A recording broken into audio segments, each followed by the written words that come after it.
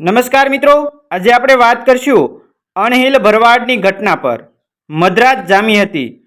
ભરૂ પ્રદેશની હરિયાળી ધરતી પર ભરવાડ ગૌપાલક પોતાના નેસડામાં સંતોષભરી નીંદર માણી રહ્યા હતા। ત્યાં અચાનક રાડ પડી। દોડો દોડો દીપડો ગાયોના વાડામાં પડ્યો। સૌ ઝબકીને જાગ્યા, ડાંગો લઈ દોડ્યા।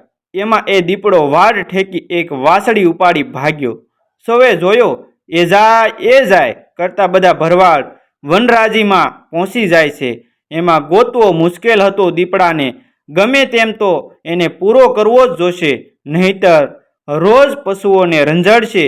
સૌએ હોકારો ભર્યો। સૌ ડાંગો, કટારા, ભાલા લઈ અને દીપડાની પાછળ દોડ્યા જતા હતા। વનનું અંતર વધતું જતું હતું। ત્યાં તો દીપડાનો અવાજ સંભળાયો। ઘેરો ઘૂંઘવાટ થયો અને દીપડો જમીન પર પટકાયો અને એનું મારણ વાસળી એક બાજુ પડી હતી। અને એલા, આ શું? આ કોનું પરાક્રમ? સૌ વિચારવા લાગ્યા, આ કાળને કોને માર્યો? પણ કોઈ દીપડાથી દૂર હતા। હિંમત કરી ઊંચી ડાંગે ભરવાડો દીપડા પાસે આવ્યા। હજુ એ પહોંચે ન પહોંચે ત્યાં તો એક જુવાન નીચે આવ્યો। એના હાથમાં તીર કામઠું અને ભાલા હતા।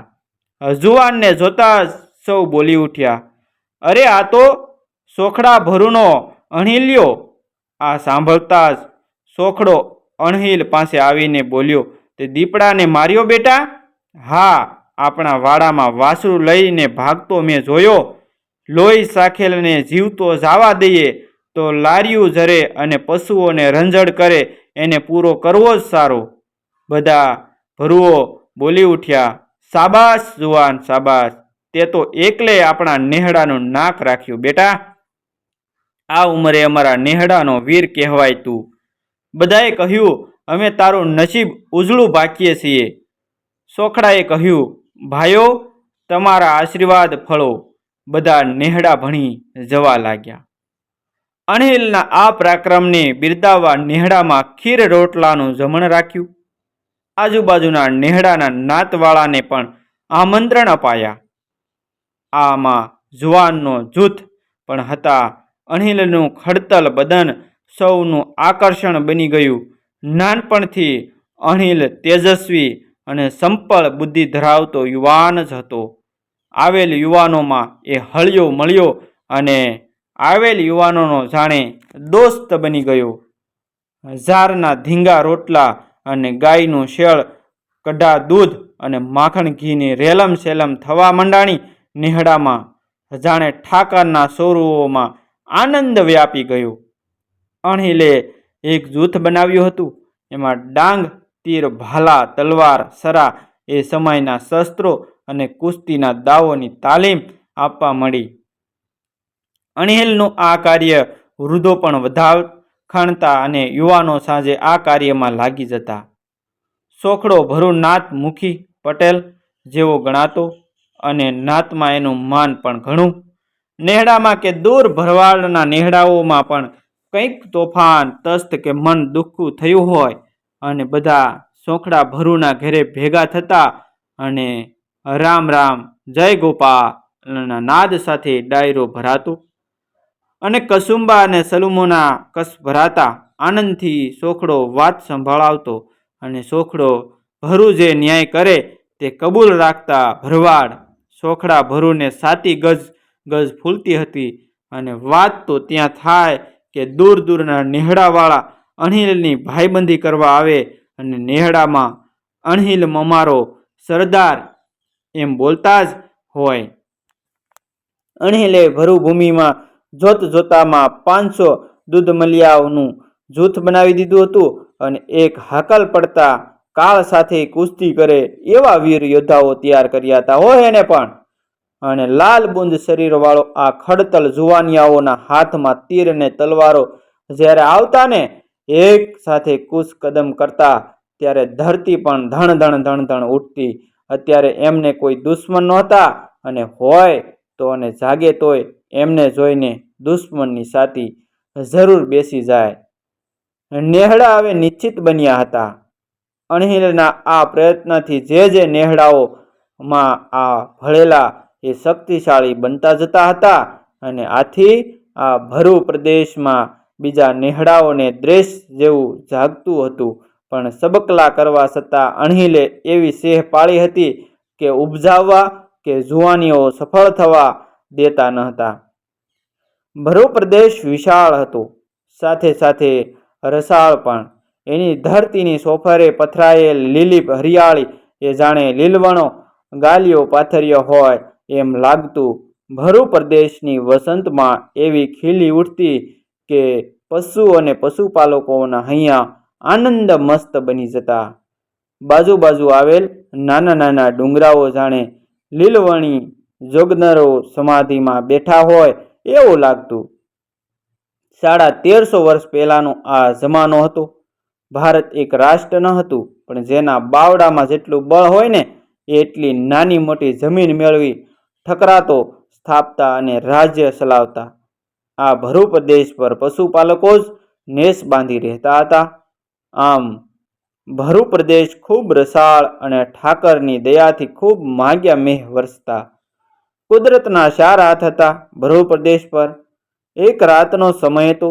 નેસડામાં શાંતિથી નીંદર ખેંચી રહ્યા હતા અને યુવાનો વાડાની શોકી કરી રહ્યા હતા. એવામાં બાજુના નેસડાઓમાં વાર ચડી આવી હોય એમ ધ્રુજુંગ બાંગ ધ્રુજુબાંગ ધ્રબાંગ ધ્રબાંગ ગયો મીંડાણો અને આ અવાજ શોકી કરતા યુવાનોના કાને અથડાયો. એવો ચમકી ઉઠ્યા, અરે કન્યા, શેનો અવાજ આવે છે? અરે ધના, આ તો બુંગ્યો ધુબકતો હોય એમ લાગે છે. નક્કી આપણા જૂથના દૂર આવેલા નેહડા પર કોક વાર ચડી આવ્યું લાગે છે. જા ઝટ સરદાર અણહિલને ખબર આપ. એ યુવાન આ હાકલ પડતા જ સોખડા ભરૂના ઘર ભણે ગયો અને તેણે સાદ કર્યો, અરે અણહિલ, જાગે છે કે નહીં? આ સાંભળતા જ અણહિલ સાફળો બેઠો થઈ ગયો. કેમ કન્યા, શું છે? આ શું વાગે છે? સાંભળો, કન્યાએ કીધું. અણહિલે આંખો સોળીને કાન સરવા કર્યા. કન્યા, આ તો બુંગ્યો, હું એ જ કહું છું, કન્યો બોલ્યો. જલ્દી કર, બધા તૈયાર થાવ, હું હમણાં જ રણશીંગું ફૂંકું છું. ઢોલીને કહે કે બુંગ્યાને તાલે તાલ દે. ઢોલીનો ઢોલ સંભળતા જ યુવાનોના ટોળે ટોળા આવવા લાગ્યા. હાથમાં ડાંગો, ખંભે તીર કામઠા અને કેળે તલવારો, ભાલા અને ખંજરો ભેટમાં ખોસેલા હતા. અણહિલ સજ્જ થઈને આવી ગયો અને એ સૌથી મોખરે રહ્યો અને બોલ્યો કે દોસ્તો, આપણું પાણી બતાવવાનો સમય આવી ગયો છે. તમારી વીરતા અને મર્યાદાની પરીક્ષા આજે થશે. પારોઠના પગલા ભરી હરખે કોઈ મૂછનું પાણી ન લજાવતા યુવાનોનો નાદ આવ્યો.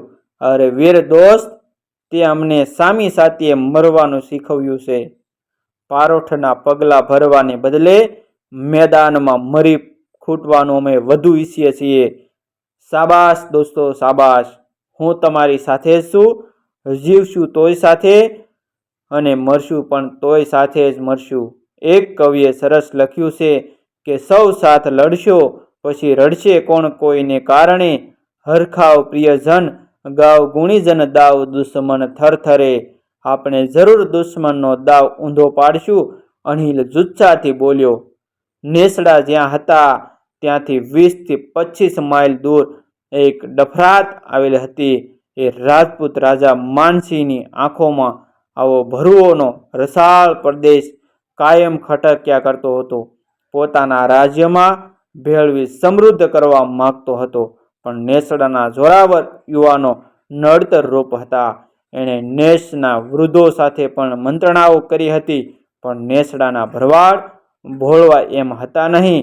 આથી માનસિંહ સૈન્ય દ્વારા ભરૂ વિસ્તાર સાંપટમાં લેવા માટે ઈચ્છતો હતો. એ બહાનું મળી ગયું હતું. એક ભરૂ યુવાન એના રાજમાં દૂધ વેપાર અર્થે એના માણસોને ઝઘડ થયો અને ભરૂએ એને ખૂબ ફટકાર્યો. પેલો માનસિંહ ઠાકોર પાસે ફરિયાદે ગયો. ઠાકોરને બહાનું મળી ગયું. એણે સૈન્ય સાથે ભરૂ પ્રદેશ પર હુમલો કરવા કૂચ આદરી અને એ પહેલા નેહડાઓને કીધું કાં તો શરણે થાવ કાં તો લડત કરો, એવું કહેણું મોકલ્યું. આ સંદેશો મળતા જ ભરુઓના નેહડાના મુખીએ મૂસે તાલ દેતા કહેવડાયું કે દરબાર, તમારી જો હુકમી જવા દો. નેસડાઓની નજીક આવ્યા છો તો તમારી ખેર નથી. આ રાંડી રાંડનું ખેતર ન માનતા મર્દો સાથેનો મામલો છે, સમજ્યા? તો થાવ ત્યાર. માનભાઈએ એલાન આપ્યું. ત્યાર તો માએ જન્મ આપ્યો ત્યારથી જ અમે છીએ, મુખી બોલ્યા. અને શીખવવું પડે એમ નથી દરબાર. મુખી જબરો હતો, કારણ કે એની પાછળ અણહિલનું જોર હતું. બૂંગ્યો વાગ્યો અને ઝપાઝપી જામી. એ નેહડાના જુવાનો ટક્કર લેતા હતા અને જુવાનોમાં જોશ જાગ્યો. અણહિલનો અવાજ આવતો જુવાનો વધુ જોશમાં આવી જતા માનભાને એમ કે આ વગડાના વાસીઓને સપટીમાં સોળી નાખીશ અને ભરૂ પ્રદેશ આપણા રાજમાં ભેળવી દઈશું. પણ આવતાની સાથે જ અણહિલે અને એના ભડવીર યુવાનોએ એને એવો પોંખ્યો કે ભાગતા ભોભારે થઈ પડી અને એવો ભાગ્યો કે પાછો વળીને જુએ એ બેટા માનસી ઠાકોરના આ પરાજય અણહિલ અને અણહિલના સાથીઓની એવી સેહ પડી ગઈ કે ભરૂના નેહડાઓ સામે જોવાની કોઈની હિંમત કરતા નહીં.